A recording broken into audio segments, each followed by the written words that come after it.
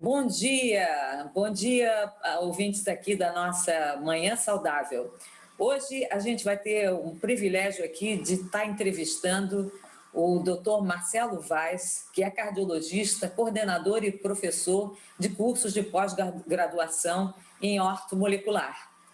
É um prazer hoje poder contar com a sua presença, com a sua disponibilidade de poder estar contribuindo aqui através dessa entrevista, enriquecendo a informação para todos aqueles que buscam a saúde, que buscam a prevenção através do conhecimento, porque a gente sabe que conhecimento é poder e a gente quer que vocês se empoderem dessa informação para poderem se cuidar melhor. Então, mais uma vez, doutor Marcelo Vaz, muito obrigada pela sua disponibilidade e a sua presença. Eu já lhe conheço, lhe devo muito do que eu aprendi, do que eu aplico hoje para os meus pacientes. Então, só tenho a lhe agradecer a sua presença.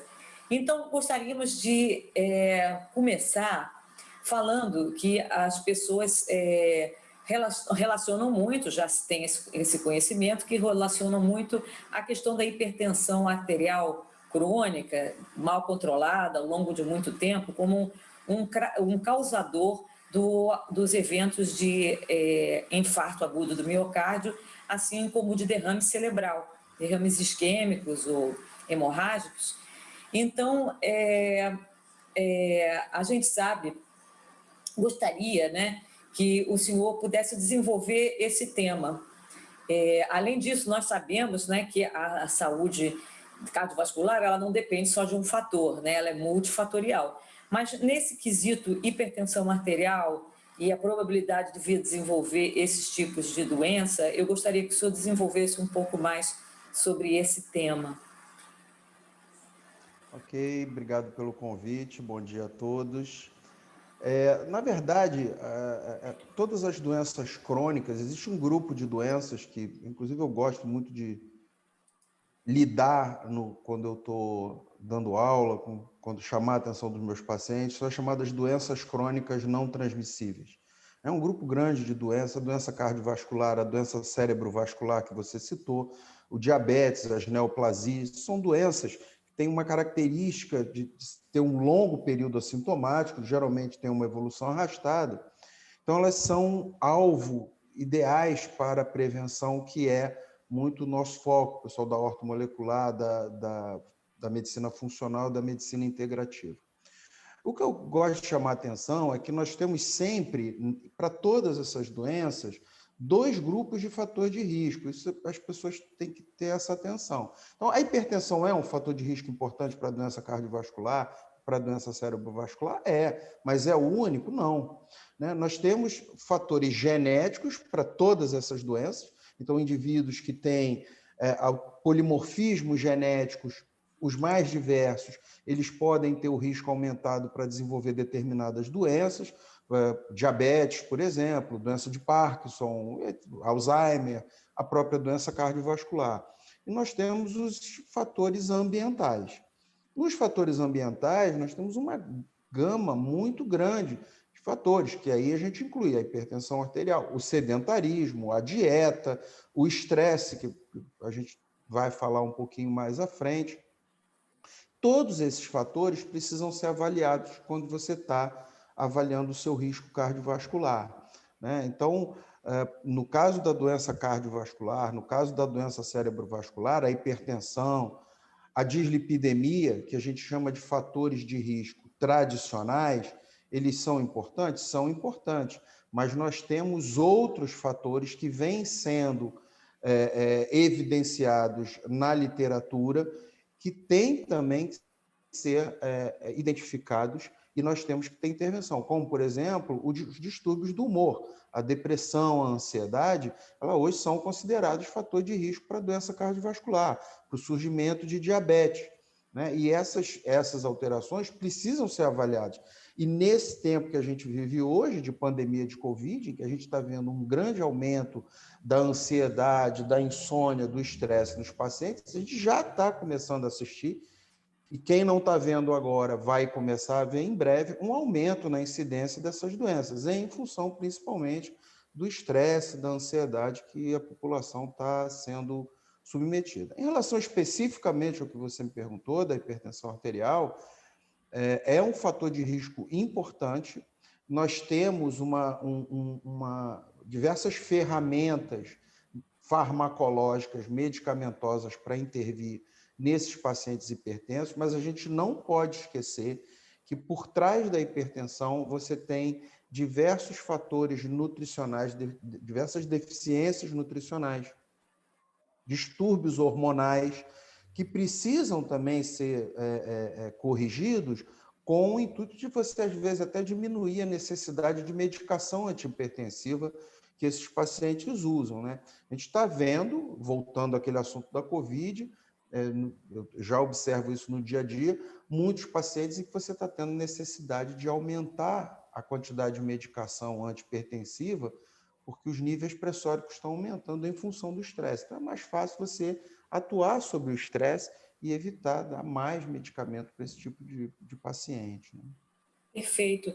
Até a minha segunda pergunta já se mistura um pouco com a sua resposta dessa primeira pergunta, porque justamente com o motivo de informar o nosso público sobre o papel do suplemento, a própria prática ortomolecular, a nutrologia, que é uma especialidade médica que visa se dedicar a um diagnóstico preventivo, né, ao tratamento das doenças, que também, como você falou, são ambientais, são comportamentais, por isso apresentam déficits nutricionais, porque tem a ver com as escolhas, né, do nosso dia a dia, na nossa dieta. Como é então que os suplementos e a prática da ortomolecular e da nutrologia podem contribuir para melhorar essas deficiências, essas doenças que estão a caminho, né? A gente consegue situar isso. Eu queria que você desenvolvesse um pouco sobre a suplementação no aspecto preventivo da suplementação e até da correção, como você acabou de colocar, né? Da correção, de você poder diminuir o uso de medicamentos. O que acontece? A gente, na graduação, tem uma visão muito superficial, na graduação médica, muito superficial sobre a questão dos nutrientes, né? Basicamente, a gente estuda as grandes síndromes carenciais, né? Então, o escorbuto da vitamina C, o beriberi da tiamina, o raquitismo da vitamina D. Como essas grandes síndromes praticamente não existem mais, embora elas ainda ocorram, né? Elas não desapareceram totalmente, mas como elas praticamente não existem, a gente tem a falsa impressão que a nossa ingesta de nutrientes é adequada, de micronutrientes é adequada. Só que essa afirmativa não é uma verdade. Existe um estudo realizado periodicamente nos Estados Unidos, chamado ENHENES.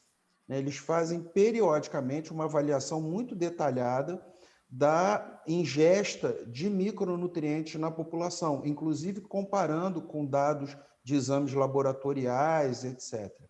E o que essa avaliação mostra é que nós temos, e isso estamos falando dos Estados Unidos, que é um país com um PIB muito maior, por exemplo, que o nosso, grande parte da população não ingere as quantidades mínimas necessárias de diversos micronutrientes, vitaminas e minerais.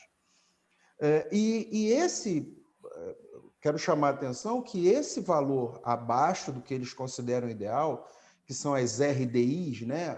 Aqueles números que dizem qual o valor mínimo necessário de ingesta de determinados nutrientes, esses valores eles foram determinados lá nas décadas de 50 e 60. De lá para cá, muito se descobriu sobre o papel dos micronutrientes. Então, hoje a gente sabe que o papel da vitamina C vai muito além de prevenir escorbuto, que a vitamina D tem um monte de funções além de prevenir o raquitismo, e por aí vai. Então, você tem uma deficiência importante em grande parte da população de diversos micronutrientes que não chegam a determinar essas grandes síndromes carenciais, mas que com certeza estão envolvidos com o surgimento, por exemplo, dessas doenças crônicas que eu citei. doença cardiovascular, diabetes, síndrome metabólica, doenças autoimunes, né, que a gente vê com cada vez mais frequência. Então, essas deficiências nutricionais, infelizmente, elas não são frequentemente avaliadas exatamente porque na graduação a gente não tem esse tipo de informação. Né? O que a gente aprende são as grandes síndromes carenciais, que hoje praticamente não existem mais. Então, é importante que a gente saiba avaliar essas que a gente chama de deficiências subclínicas, né? Por exemplo, de vitamina C, de vitamina D, de vitaminas do complexo B, e que uma vez corrigidas, elas vão levar a uma diminuição do risco do surgimento dessas doenças. Um exemplo muito bom e que a gente está vendo com cada vez mais frequência são os pacientes pós-cirurgia bariátrica. Né? O Brasil é um dos campeões mundiais em realização desse tipo de procedimento. E, infelizmente, isso é um estudo que foi feito em São Paulo, mostrou que menos de 15% dos pacientes pós-cirurgia bariátrica ainda fazem algum tipo de acompanhamento com um profissional de saúde depois de 2 anos de cirurgia. E esses pacientes têm uma grande incidência de deficiência nutricional. Você fala, mas ele toma esses multivitamínicos, né, que todos eles tomam, que não têm as quantidades necessárias de muito desses nutrientes especificamente para esse paciente. Vitamina B12, por exemplo. A quantidade mínima necessária de vitamina B12 para um paciente pós-bariátrico é em torno de 350 microgramas por dia. E esses produtos não têm essa quantidade. E aí você vai vendo diversos pacientes apresentando situações clínicas, como, por exemplo, alterações do humor, depressão, ansiedade, que podem estar relacionadas com esse déficit de vitamina B. Né? Já existe o beriberi, que é a doença tradicional associada à deficiência de tiamina, já existe descrito o beriberi bariátrico. Então, o paciente pós-cirúrgico bariátrico, ele faz um quadro de beriberi, que a gente nunca mais viu. Né? Como eu falei, essas grandes síndromes praticamente não existem mais. Então, a ortomolecular, ela procura, o nome, inclusive, ortomolecular, vem de molécula correta, ou nesse sentido, o nome, a filosofia da ortomolecular é exatamente corrigir esses distúrbios, é manter um equilíbrio entre os nutrientes. E, mais uma vez, chamando a atenção, os conceitos que a gente tem de RDA, né, ou seja, a quantidade mínima necessária para a ingesta de diversos micronutrientes, isso está amplamente demonstrado na literatura médica, está defasado em função de muito que a gente aprendeu sobre o papel desses micronutrientes no organismo. Então, voltando ao exemplo que você me perguntou, da hipertensão arterial, a gente sabe que os folatos são importantes na manutenção da pressão arterial, a própria B12, quando ela diminui a concentração de uma molécula chamada homocisteína, que a gente pode até falar depois, os nutrientes que, infelizmente, a população, de uma maneira geral, cada vez come menos, porque a gente sabe que as orientações de ingesta de 5 porções de vegetais e frutas por dia são seguidas por muito poucos pacientes, né? E é nesses nutrientes, nesses alimentos, vegetais e frutos, que nós temos um grupo de moléculas chamadas polifenóis. Então, os polifenóis, eles têm um importante papel de proteger uma camada, que nós temos uma camada mais interna das artérias, que a gente chama de endotélio. Então, essa proteção é muito em função da produção de uma molécula chamada óxido nítrico, que também a gente pode falar um pouco mais à frente, mas esses polifenóis, eles estão fazem cada vez menos parte da nossa dieta, infelizmente, em função de uma baixa ingesta de frutas e vegetais. Então, alguns exemplos de polifenóis, o resveratrol, as catequinas do chá verde e do cacau, não é? Nós temos a cúrcuma, é um outro polifenol. Então, são um grupo grande o ácido clorogênico do café verde. Então, são várias moléculas que têm em comum a capacidade de ser antioxidante e anti-inflamatório e protegem. O endotélio tem um papel importante na manutenção dos níveis pressóricos normais, entendeu? Uhum. Eu até vou fazer 2 comentários com você, porque desde que eu fiz o curso de ortomolecular com vocês, a minha pós com você, e fiz o curso de nutrologia funcional, eu passei a pedir um recordatório alimentar para os pacientes. E aí que vem a grande revelação, não é, Vera? Que a gente se assusta, a gente pergunta: o que você come de manhã? A tal bolachinha, né? O copo de café com leite, o prato que vem na hora, os lanchinhos, e aquela pior, aquele que diz que não janta e só come pão com blanket, né? E queijo, e você vê uma alimentação quase que estéril, morta, baseada muito em farinha. E o pior, quando ele diz que ele já toma um polivitamínico. Quando ele diz: mas doutora, a senhora vai pedir esse exame, eu acho importante. Eu já tomo um polivitamínico, eu devo estar muito bem. Eu não como essas coisas todas, mas eu tomo o meu polivitamínico, né? Então, aqui... Essa é uma dificuldade, inclusive, que a gente tem, porque, de uma maneira geral, embora não sejam todos os pacientes, mas os pacientes, eles preferem, entre aspas, nós temos um ambiente, não é o paciente, mas nós temos um ambiente, né, hoje em que a saúde está se limitando muito a isso. Então, o paciente prefere um remédio, uma droga, do que a mudança dos seus hábitos. Essa é uma questão importante. O que muitas vezes não é alertado é que, quando você não muda o hábito e simplesmente você entra com, no caso do exemplo que você deu, um multivitamínico, o hábito continua ruim, muito em breve aquele multivitamínico já não vai ser mais necessário, se é que algum dia ele foi, para suprir as necessidades que esse indivíduo tem.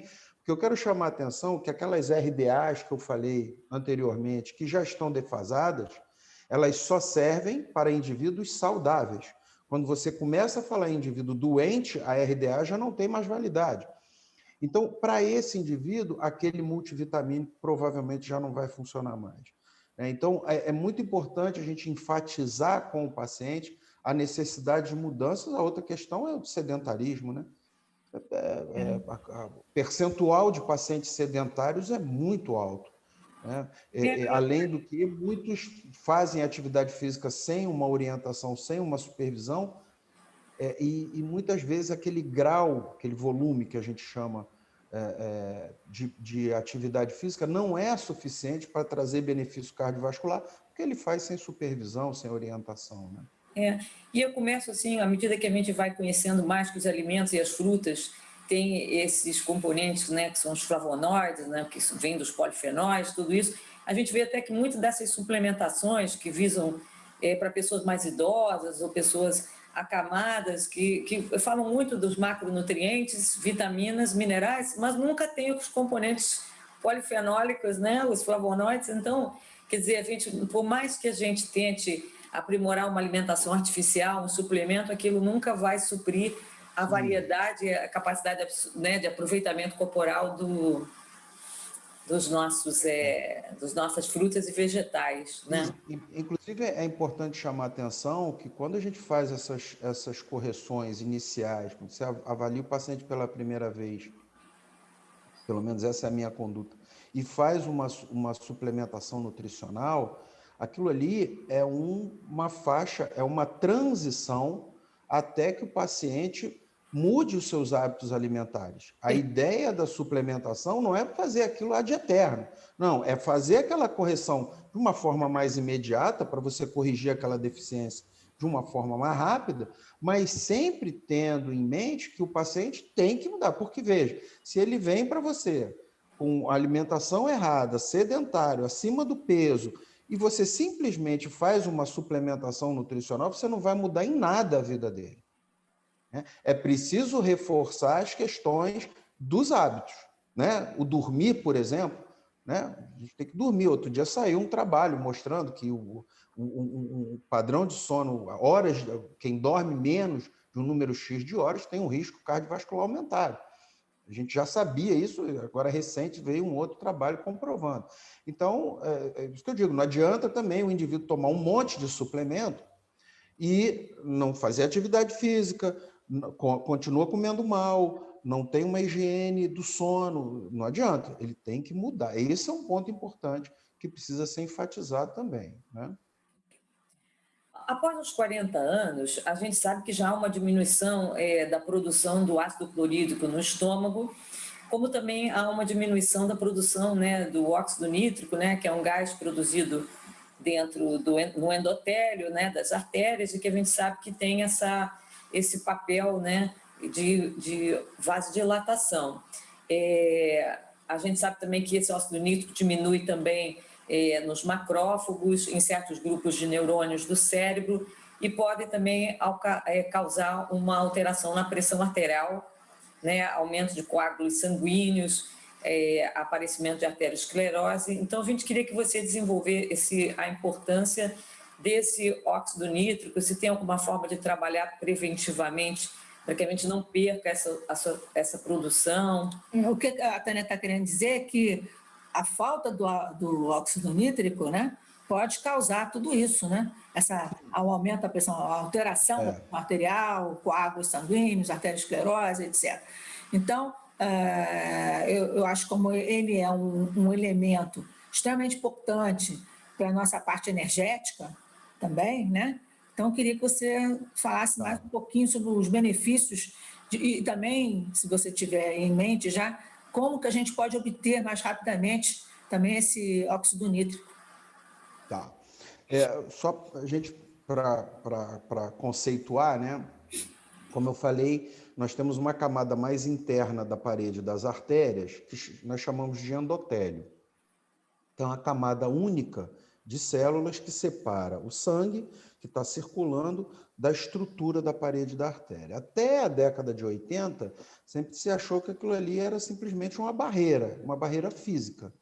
A partir da década de 80, se descobriu que, na verdade, o endotélio é um tecido altamente funcional, que produz uma série de moléculas que têm importância em diversas áreas do organismo. Uma dessas moléculas que o endotélio produz é um gás, como a Tânia falou, que é o óxido nítrico.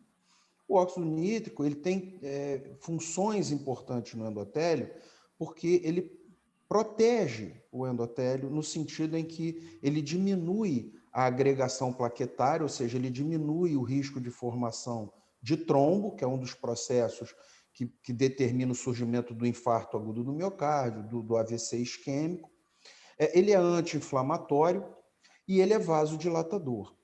Então, o que vai acontecendo com o passar do tempo é que o endotélio vai perdendo a capacidade de produzir óxido nítrico. Por outro lado, nós temos algumas situações em que o óxido nítrico produzido ele é consumido mais rapidamente, como é o caso dos pacientes com estresse oxidativo, os pacientes diabéticos, por exemplo. Um dos grandes mecanismos que fazem com que o diabético tenha um risco cardiovascular aumentado é o que a gente chama de disfunção endotelial, ou seja, esse endotélio não consegue produzir as quantidades adequadas de óxido nítrico. Então, como eu falei, a gente tem endotélio onde tem artéria, e a gente tem artéria no organismo inteiro. Então, você vai ter essa disfunção endotelial podendo ser causa de AVC isquêmico, a gente tem a disfunção endotelial podendo ser causa de obstrução nas artérias da periferia, como as artérias das pernas, que é muito frequente também em pacientes diabéticos, as artérias carótidas, né, que a gente vê no exame, naquele exame no Doppler de carótidas, e nas artérias coronarianas, que podem levar ao infarto do miocárdio. Bom, na questão de potencializar o óxido nítrico, nós temos duas estratégias. Você pode aumentar a produção ou você pode diminuir a destruição do óxido nítrico que já foi produzido. Em relação a essa segunda parte, diminuir a destruição, principalmente reduzindo os processos inflamatórios crônicos e o estresse oxidativo. Então, hoje, a inflamação crônica ela também é vista como um grande mediador do surgimento de todas essas doenças que a gente está falando. né? É uma inflamação subclínica, que às vezes o paciente, o leigo, tem uma certa dificuldade de entender, porque quando a gente fala em inflamação, geralmente você pensa num quadro doloroso, num quadro típico, quando você tem um traumatismo. A inflamação crônica, não. Ela é um quadro subclínico, ela não dá sintoma, nós conseguimos identificar através de exames laboratoriais, mas ela é silenciosa. E ela vai determinar aumento do risco de todas essas doenças crônicas, inclusive das doenças neurodegenerativas. O Alzheimer, a queda da cognição que vai acontecendo com o envelhecimento, diabetes, todas essas doenças que a gente está comentando. Então, como eu falei, uma estratégia seria você tentar diminuir a destruição do óxido nítrico, modulando a inflamação crônica e o estresse oxidativo. Então, a inflamação crônica, para você intervir, você tem que identificar. Nós temos temos exames laboratoriais que conseguem identificar. Para a gente ter uma ideia de como essa questão da inflamação crônica é importante, a placa dentária, que os pacientes conhecem como tártaro, né? aquela placa que determina uma gengivite, esse processo é um fator de risco para a doença cardiovascular. Como? Porque ele determina um processo inflamatório crônico. Ali você tem naquela área ali da gengiva, você tem células do sistema imune produzindo citocinas inflamatórias, mediadores inflamatórios, que vão potencializar a formação, por exemplo, da placa aterosclerótica. Então, esse é um mecanismo. O outro mecanismo é a questão do estresse oxidativo, que a melhor ferramenta que a gente tem é uma alimentação adequada, rica em antioxidantes. Então, rica em vegetais, ricas em frutas, né? Na questão de você aumentar a produção de óxido nítrico, nós temos dois alimentos que podem aumentar o pool, a quantidade de óxido nítrico que você tem circulante, que é a beterraba e o espinafre. Então, pelos nitratos, através dos nitratos que esses dois nutrientes têm, a gente consegue ter uma maior facilidade da célula endotelial fabricar esse óxido nítrico. Então, são esses dois nutrientes, a beterraba e o espinafre. Ok. Bom, eu queria agora falar um pouquinho também dos inibidores de bomba de prótons, porque é aí uma faca de dois gumes, não é? E os cardiologistas também adoram usar, né, os prazóides. Só para o nosso público saber, os bloqueadores de bomba de prótons são da família do omeprazol, pantoprazol, são esses medicamentos. Isso aí. Então, eu queria saber o seguinte, quando é que realmente é necessário essa intervenção e que nunca seja uma automedicação, não é? Porque muitos vão na farmácia e compram, não é? Acham, estou com pressão alta, não sei o que lá, vou comprar, não sei o que, tarará. Então, e aí tem consequências, não é? E eu gostaria que o senhor falasse muito das consequências dessa droga e da real necessidade. Paracelso falou lá no século XVI, né? A diferença entre o remédio e o veneno é a dose. Então, assim, qualquer medicação, não só os inibidores de bomba de prótons, a gente sempre tem que pesar a necessidade, o risco-benefício, né? Toda droga que você usa, ela tem algum grau de causar dano. Você tem que pesar isso em relação ao benefício que aquela droga vai trazer. O grande problema que a gente vê com inibidores de bomba de prótons é o que foi citado, que é a automedicação e algumas justificativas para o uso dessa droga que não encontram lastro na literatura, né? Existem 3 indicações, basicamente, para o uso de inibidores de bomba de prótons. São as esofagites graves, 4. As esofagites graves, uma alteração no esôfago chamado esôfago de Barré, nos pacientes com história de doença péptica em que houve sangramento e os pacientes que têm risco de sangramento gastrointestinal e que precisam, por algum motivo, usar anti-inflamatórios. né? Essas são as indicações baseadas na literatura para uso de inibidor de bomba de prótons, crônico.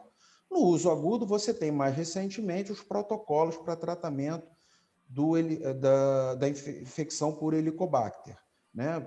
Que também utilizam essas drogas, mas por curto espaço de tempo.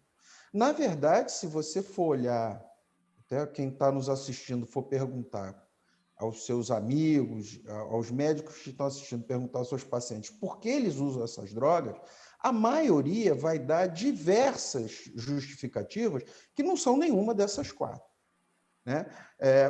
Proteção do estômago, porque já tomam muito comprimido, ou porque tem refluxo. Não existe na literatura indicação de inibidor de bomba de próton para tratamento de refluxo gastroesofágico, né?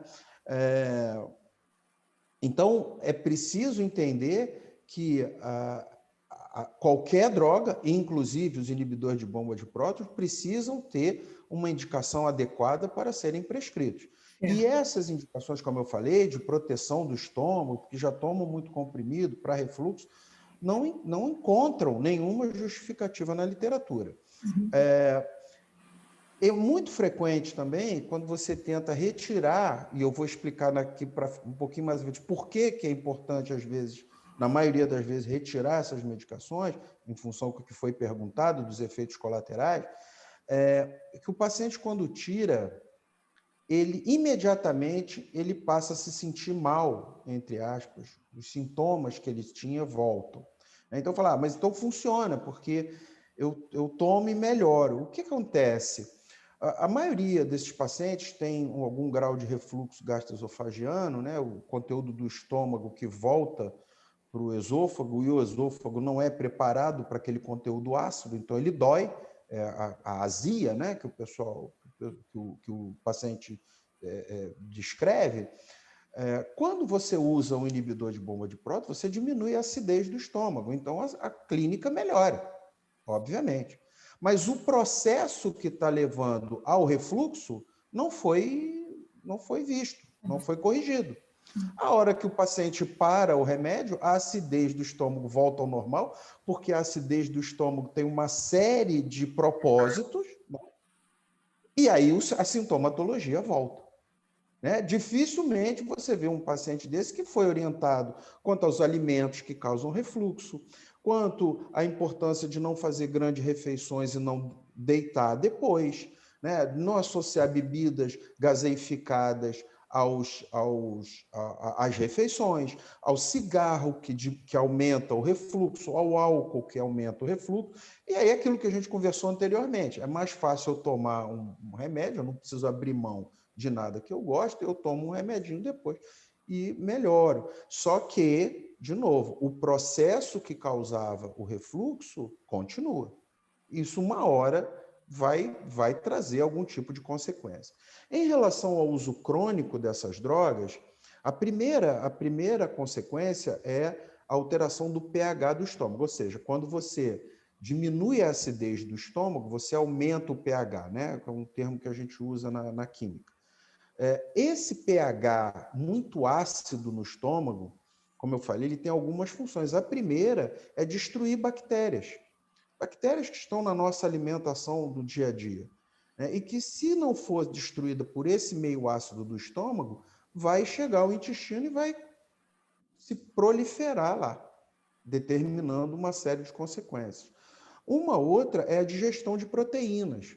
A principal enzima envolvida na digestão de proteínas, ela está no estômago, que é a pepsina. E ela precisa desse pH ácido para funcionar. Então, se você não tem um pH adequado, você não digere proteínas. Isso é muito importante na pessoa que está envelhecendo, porque a gente sabe que a gente já tem uma perda de massa muscular, você já tem uma menor ingesta nutricional, né? Então, quando você diminui a digestão das proteínas, você diminui a absorção do tijolo que forma a proteína, que são os aminoácidos. E aí aquele indivíduo não vai conseguir sintetizar a proteína. E outros efeitos que têm sido identificados mais recentemente, como inibição de absorção de vitamina B12, né, que já comentei quando eu falei da cirurgia bariátrica, e da absorção de magnésio, que inclusive já consta na bula dessas medicações. Esses inibidores de bomba de prótons, eles inibem a capacidade de absorver magnésio. Então, o indivíduo come magnésio, mas não absorve. E o magnésio é um nutriente que tem centenas de funções no organismo. E é um daqueles que a gente ingere menos do que o necessário. Segundo o Henrenes, 50% da população americana não consegue ingerir 50% da necessidade diária de magnésio.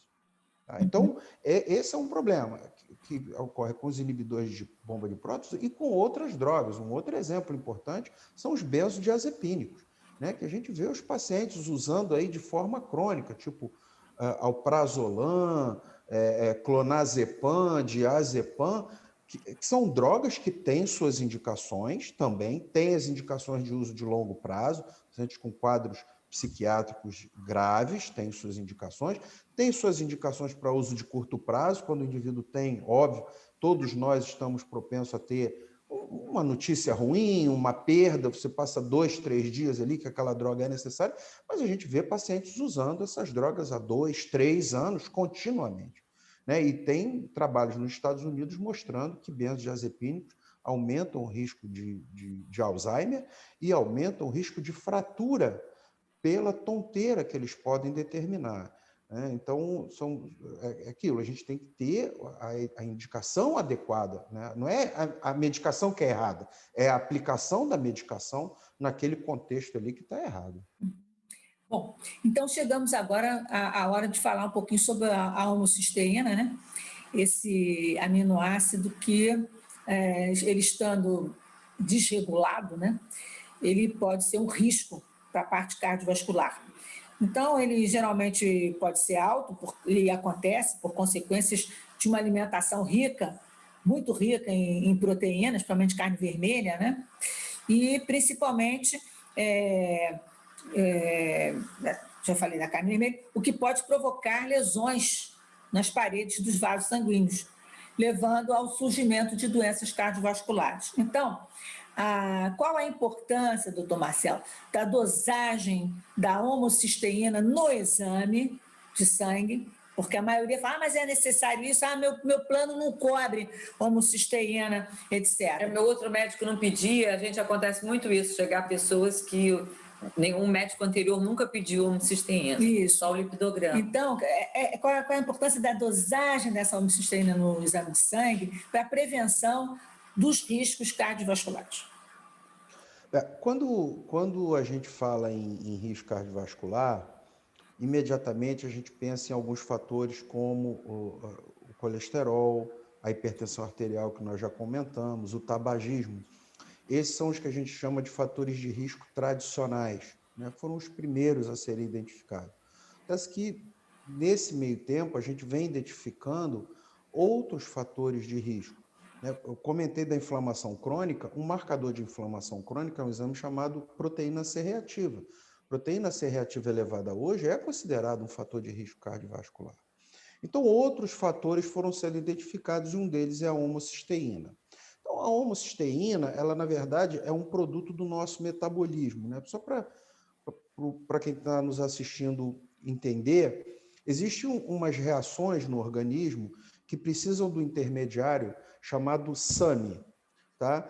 Então, são reações importantes como o reparo do nosso DNA, que está envolvido na proteção contra o surgimento de câncer, a própria duplicação do DNA precisa de SAMe, a síntese de neurotransmissores, que são as moléculas que os neurônios utilizam para conversar um com o outro, que estão relacionados, quando ausentes, em quadros como depressão, como ansiedade, precisam do SAMe para serem produzidos. Quando o SAMe é utilizado nessas reações, ele é transformado em homocisteína. Nós temos no organismo um sistema que faz com que a homocisteína seja regenerada e vá de novo se transformar em SAMe. Tá? Essa transformação ela depende de 3 nutrientes: a vitamina B12, os folatos e a vitamina B6. Quando o indivíduo tem uma ingesta inadequada desses nutrientes, a homocisteína começa a acumular, tá? Porque o SAMe, ele continua sendo utilizado. Você não consegue reutilizar, regenerar a homocisteína, mas o SAMe continua sendo utilizado através de outras fontes. Então, a homocisteína começa a acumular. Se identificou, através de estudos epidemiológicos, que os níveis mais altos de homocisteína se associam ao risco cardiovascular mais alto. Depois, através de estudos em animais, em estudos em laboratório, foi identificado o mecanismo. A homocisteína, ela tem um papel agressor diretamente na parede da artéria, no endotélio, que foi citado anteriormente. Então, ela diminui a produção de óxido nítrico, ela determina hipertrofia da parede, ela determina estresse oxidativo. Então, é importante a dosagem da homocisteína como um fator de prevenção, e essa identificação de níveis altos de homocisteína deve alertar ao profissional e ao paciente de que existe uma necessidade de correção. Essa correção, ela pode ser feita através de suplementação, ela pode ser feita também através de orientação nutricional. O indivíduo que tem a sua ingesta adequada de vegetais e frutas, ele tem uma ingesta adequada de folatos, por exemplo, que é um dos principais ausentes nessa história aí. A B12, você tem que ter uma ingesta adequada de B12. Já existem trabalhos também mostrando pacientes pós-bariátrico evoluindo com o aumento da homocisteína no pós-operatório, em função da redução dos níveis de vitamina B12. Então, é um fator de risco que deve ser avaliado e deve ser a base de uma orientação para o paciente nesse sentido. Não, o aspecto emocional é muito importante na parte cardiovascular, não é? Tanto a parte das emoções, dos sentimentos, quanto também, vamos dizer assim, as ansiedades que a gente está sofrendo, principalmente hoje, nessa pandemia do Covid-19, né? E como é que tudo isso pode influenciar essas doenças cardiovasculares e como também a prática ortomolecular pode ajudar esses pacientes no enfoque emocional do paciente. O estresse, ele é até um pouco mal compreendido, né? Só para a gente esclarecer direitinho, o estresse é uma resposta benéfica ao organismo. Sem estresse você não sobrevive. O estresse agudo, quando você sofre qualquer evento adverso, você tem a liberação de hormônios, citocinas inflamatórias, a adrenalina, que vai te permitir responder àquela demanda. O que acontece é que quando você tem diversos eventos estressogênicos repetidos, ou um grande evento estressogênico, como uma perda inesperada na família, um problema financeiro mais grave, você tem uma resposta diferente que leva a consequências no organismo. Por quê? Porque aquela resposta não foi feita, a natureza não preparou essa resposta para ela ser contínua. Ela tem efeitos benéficos que se transformam em efeitos deletérios. Vou dar um exemplo. É frequente você ter pacientes com estresse crônico que se queixam de problema de memória. Essa é uma consequência desses pacientes ansiosos. Mas, na verdade, a resposta aguda ao estresse, ela aumenta a sua memória.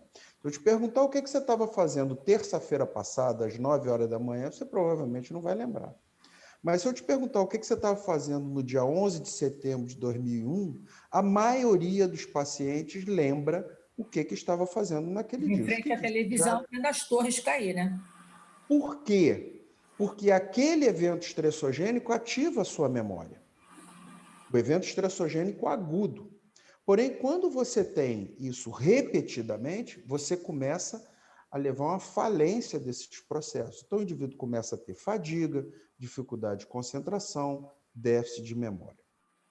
Essas alterações, quando se tornam crônicas, principalmente a elevação de um hormônio chamado cortisol e da adrenalina, elas vão levar a diversas consequências no organismo e que já tem também diversas evidências na literatura mostrando que pacientes com estresse crônico têm risco aumentado de diabetes, têm risco aumentado de doença cardiovascular.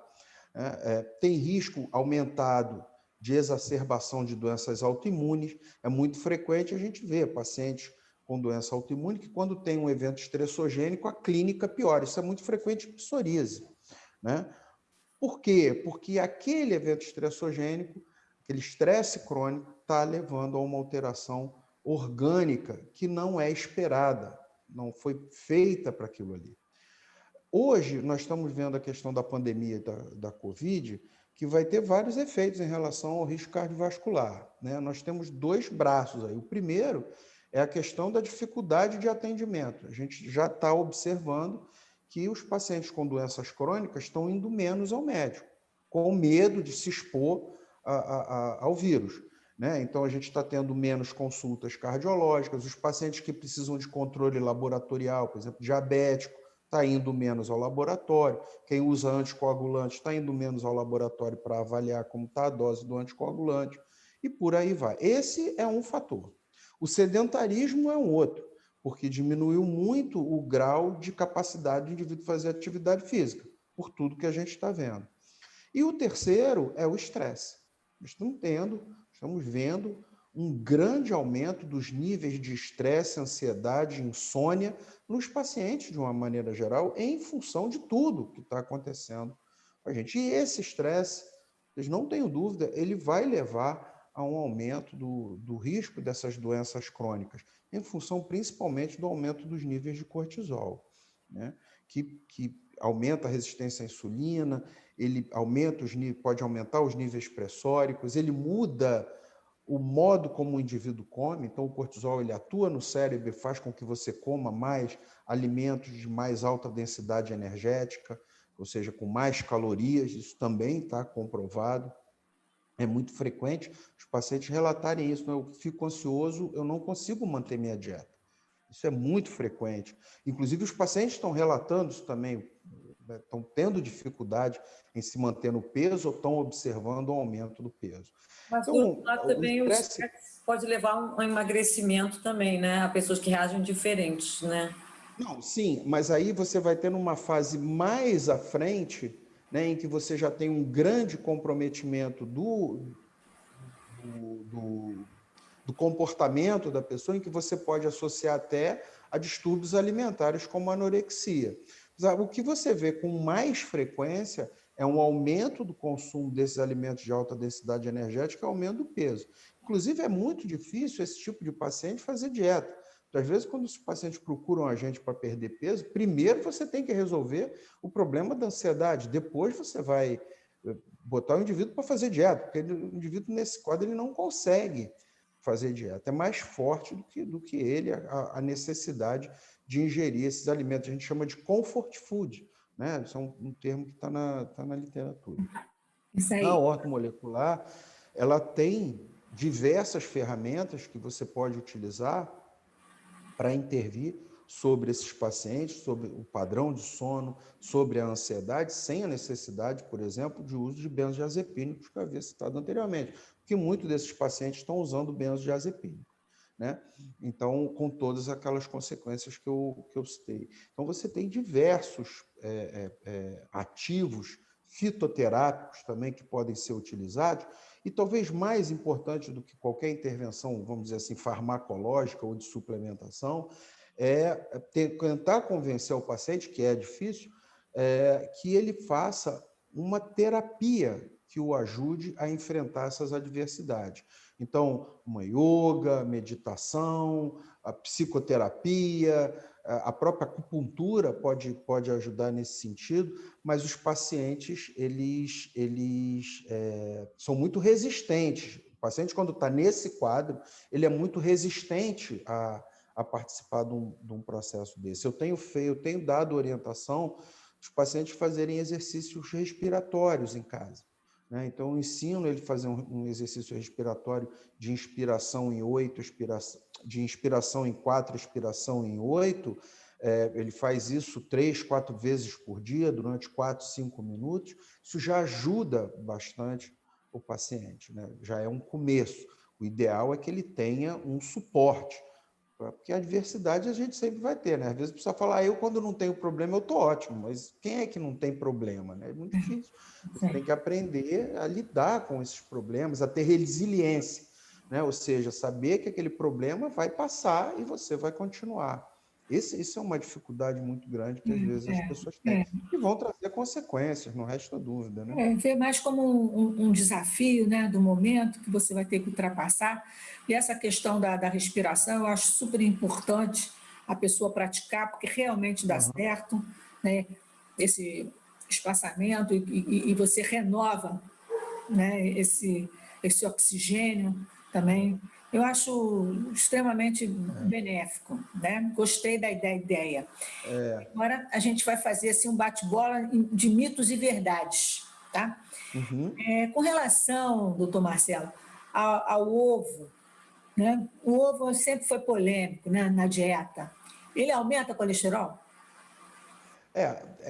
O ovo ele foi condenado durante muitos anos, né, em função daquela visão que se tinha da questão da gordura, do colesterol. O que a gente sabe hoje? Grande parte do colesterol que todos nós temos na nossa circulação, ele não é da dieta, ele é sintetizado pelo próprio organismo. Tá? A grande maioria das pessoas tem, no organismo, existe um controle sobre os níveis de colesterol, de maneira que, quando você aumenta muito o seu colesterol na dieta, o próprio intestino já diminui a absorção de colesterol. A síntese endógena, ou seja, a fabricação pelo fígado de colesterol também diminui. Por outro lado, quando você diminui importantemente o colesterol na dieta, a taxa de absorção do intestino aumenta e a síntese endógena também aumenta. Né?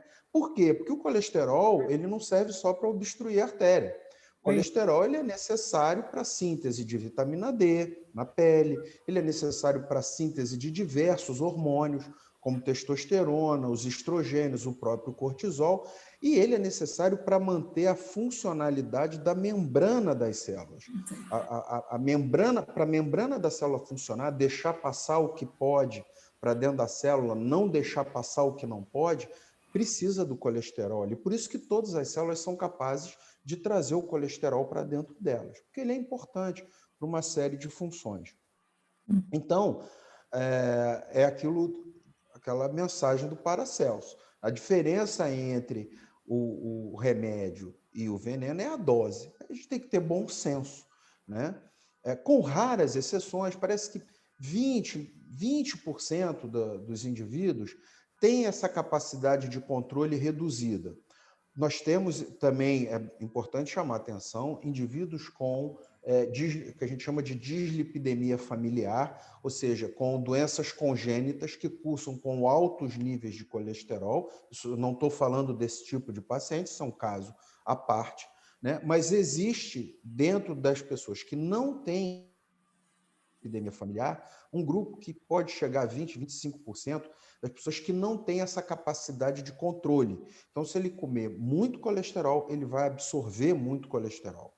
Tá? Então, você precisa o paciente precisa consultar seu médico e se informar sobre essa situação. De uma maneira geral, ninguém, da mesma maneira que você não precisa comer 12 ovos por dia, nada justifica isso, também não há justificativa para ninguém abolir a ingesta de ovo da sua dieta. Quero só chamar a atenção que o ovo ele é uma fonte de ômega 3.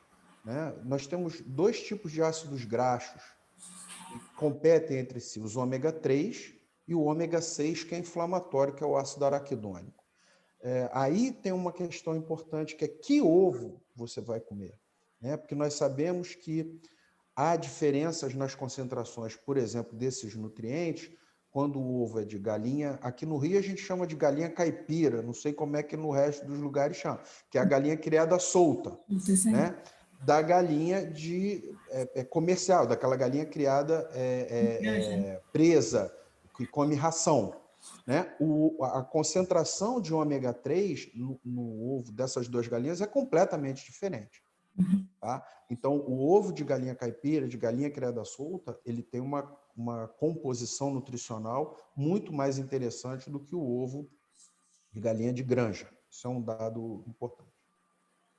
Eu achei muito interessante, doutor Marcelo, você levantar a questão da microbiota, que a gente sabe e a gente insiste no paciente, né, nos seus prebióticos, nos seus probióticos, ou até mesmo na limpeza desse intestino, não é? Para poder a gente fazer aí toda uma ação em cima dessa microbiota, para que ela fique mais benéfica e, com isso, tenha menos impacto na saúde cardiovascular. Eu achei extremamente importante. Você quer acrescentar mais alguma coisa? Sim, hoje a gente considera, principalmente dentro da medicina funcional, também na ortomolecular, o trato gastrointestinal como um gatilho para quase todas as doenças sistêmicas, né? As doenças autoimunes, a doença cardiovascular, o diabetes, a própria obesidade,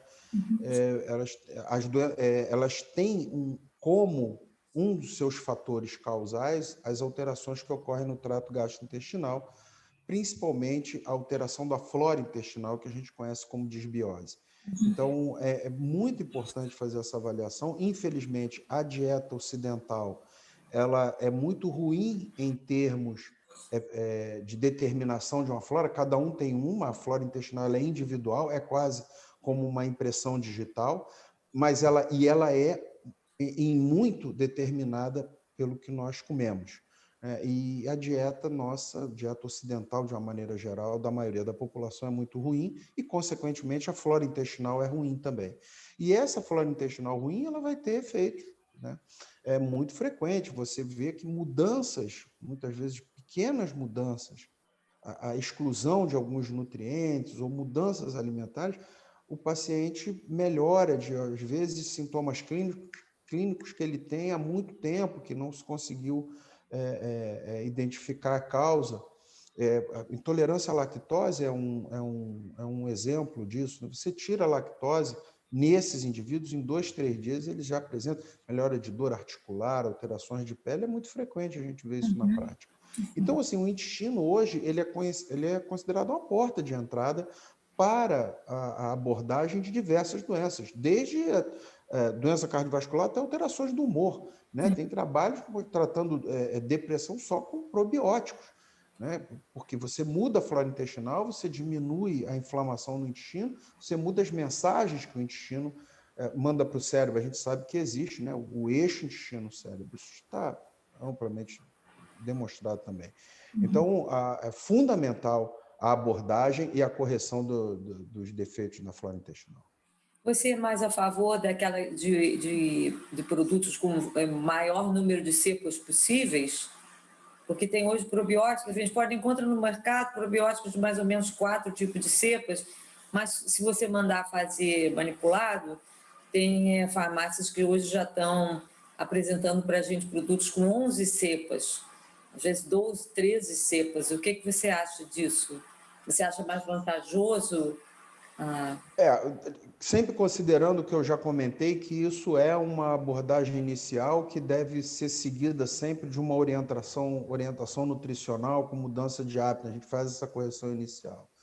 Eu não tenho uma opinião formada sobre essa questão de se você tem que usar muitas cepas ou se você tem que usar poucas cepas. Os grandes trabalhos que mostraram resultados, eles não utilizaram um grande número de cepas. Então, nós não temos ainda, pelo menos na literatura, uma resposta sobre essa sua dúvida. Ou seja, será que se eu usar um produto com muitas cepas eu vou ter uma resposta melhor? Eu não sei te dizer. Ainda nós não temos essa informação. Se a gente for usar um raciocínio com outro tipo de produto parecido, a resposta seria sim. Por exemplo, os polifenóis que eu citei. Hoje, já existem evidências que é muito melhor você usar numa formulação diversos polifenóis em doses mais baixas do que usar 1 ou 2 polifenóis só em doses mais altas. E aí, A gente tem uma explicação para isso, porque você está dando para o paciente o que se parece muito mais com uma refeição do que propriamente como uma suplementação. Né? Você não come um prato de resveratrol, você come um prato com diversos polifenóis. Né? Então, isso seria um raciocínio. Eu acredito que funcione melhor se você der diversas cepas. É preciso ter alguns cuidados em termos da onde está vindo isso, né? Existem algumas preocupações, por exemplo, de que de alguns probióticos que são importados de países muito distantes do nosso, da China, por exemplo, do Japão, em que não se sabe se o nosso genoma ocidental está adaptado da mesma maneira que eles estão lá. Isso é uma outra questão, isso é assunto para a gente falar aqui o dia inteiro.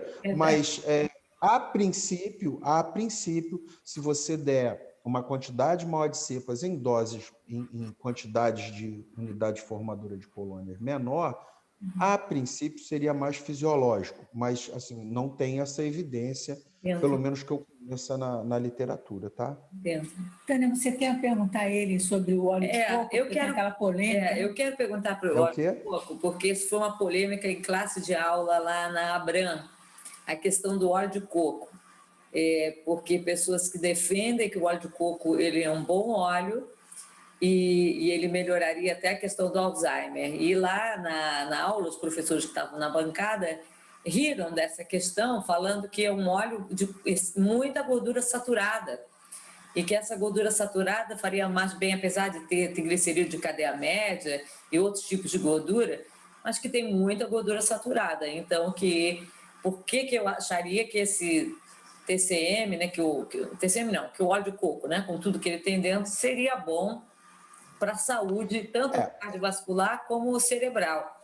E a gente ouve tantos trabalhos falando maravilhas sobre o óleo de coco, né, na saúde cardiovascular e cerebral. Eu queria ouvir o que você pensa disso. Só chamar a atenção primeiro para essa questão da gordura saturada. Isso começa lá na década de 50, 60, com um trabalho de um pesquisador chamado Ansel Keys, que faz o chamado Seven Countries Study, em que ele mostra, entre aspas, que quanto maior a ingesta de gordura saturada num país, maior o risco cardiovascular.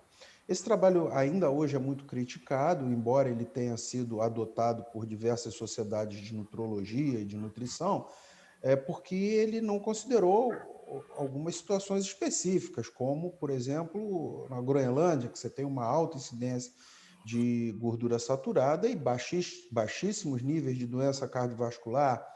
Mas pode ter uma questão genética. Pode, mas você tem na França também uma maior ingesta de gordura saturada e não necessariamente um maior risco cardiovascular. Mas hoje parece que a grande questão da gordura saturada está relacionada com a disbiose, que a gente acabou de falar. Quando o indivíduo ingere muita gordura saturada, a flora intestinal que está desproporcionalmente formada, ela vai produzir metabólitos e esses metabólitos vão ser absorvidos e vão determinar o risco cardiovascular.